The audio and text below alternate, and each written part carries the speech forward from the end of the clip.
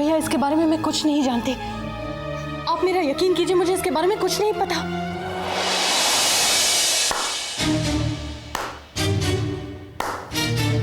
बहुत अच्छा नाटक करती हो तुम। तुमने अपनी इसी मासूमियत से हम सबको खूब बेवकूफ बनाया। पूरी की पूरी कंपनी बेचकर खा गई, सारा पैसा हजम कर गई, और अब ऐसे प्रिटेंड कर रही हो जैसे तुम्हें कुछ नहीं पता। कुछ नहीं पता ना सिया? भैया मैं कसम खा रही हूँ, मुझे इसके बारे में कुछ नहीं पता। मैंने कुछ नहीं किया, मेरा यकीन कीजिए। तुम लोगों को अच्छी तरह से जानता हूं मैं। दूसरों को इमोशनली ब्लैकमेल करके अपना काम निकलवाना अच्छी तरह से आता है तुम लोगों को। भैया प्लीज। बस, तुम क्या सोचती थी? तुम अपनी मनमानी करती रहोगी और मैं आंखें मूंद कर चुपचाप बैठा रहूंगा? और या तुम्हें ऐसा लगा कि तुम्हारी चोरी पकड़ी ही नहीं जाएगी? If you thought so, you are absolutely wrong. क्योंकि मैं अपनी आंखों के सामने अपने पिता के अरमानों की अर्थी जलता हुआ नहीं देख सकता। किससे पूछकर तुमने कंपनी बेची? किससे पूछकर ये कदम उठाया तुमने? क्यों कर रही हो मनमानी तुम? आतिश भैया, आपको जरूर कोई गलतफहमी हुई है। You shut up! मुझे कोई गलतफहमी नहीं हुई है।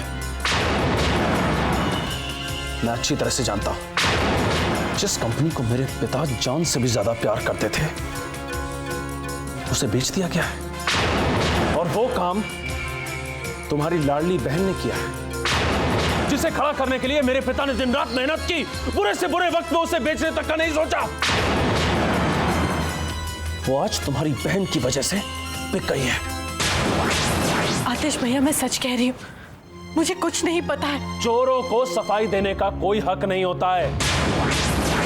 तुमने मेरे पिता के अरमानों का खून किया है, उनके सपनों को तोड़ा है तुमने। आतिश भैया, आपका गुस्सा अपनी जगह बिल्कुल जायज है, लेकिन सिया को भी एक मौका मिलना चाहिए अपनी सफाई देने का। अरे मौका ही तो दिया था मेरे डैड ने तुम लोगों का ऐश की जिंदगी जीने का। क्या किया तुम लोगों ने? हाँ, तुम जैसे मिडिल क्लास घटिया लोगों को मैं अच्छी तरह से जानता हूं। पैसों के लिए तुम लोग कुछ भी कर सकते हो, किसी भी लिमिट तक जा सकते हो, किसी भी सीमा को लांघ सकते हो। अरे मेरे पापा ने तुम्हें अपने दिल में जगह दी थी, उस झोपड़े से लाकर तुम्हें इस महल में रख दिया, और तुमने क्या किया उनके साथ? विश्वासघात? पता नहीं तुम घटिया लोग यहां से कब जाओगे। लालची हो तुम लोग। बस भैया बस, बहुत कह लिया आपने। अब तक आप कहते आए और हम लोग ने सुना है। आपने नंदनी की इंसल्ट की, मैंने कुछ नहीं कहा। उसके बाद सनी ने सिया की थाली फेंक दी, तब भी हमने कुछ नहीं कहा। और आज आप सिया पर इतना बड़ा और झूठा इल्जाम लगा रहे हैं, तब भी हम चुप हैं। लेकिन भैया, आज के बाद सिया की बेइज्जती मैं बिल्कुल भी बर्दाश्त नहीं करने वाला। क्यों नहीं बर्दाश्त करोगे?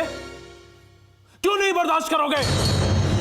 पूछो अपनी बहन से, पूछो अपनी बहन से क्या काम किया है इसने। मैं अपनी बहन को अच्छी तरह से जानता हूं।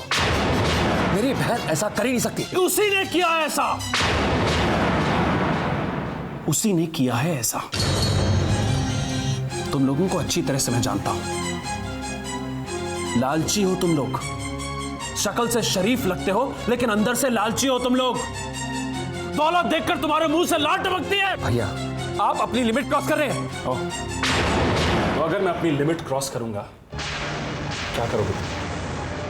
क्या करोगे तुम? भिखारी, एक तो हमारे घर में आकर रह रहे हो, ऊपर से चोरी करते हो। अगर अपनी इज्जत का इतना ही ख्याल है, क्यों रह रहे हो यहां? चले जाओ वापस नागपुर, जाओ। आजी भैया, भैया भैया अब चलिए, भैया चलिए।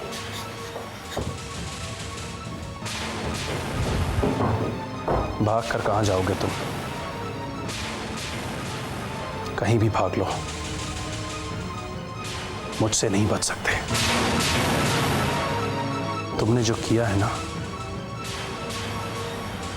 उसकी सजा मैं तुम्हें दूंगा सिया, जरूर दूंगा।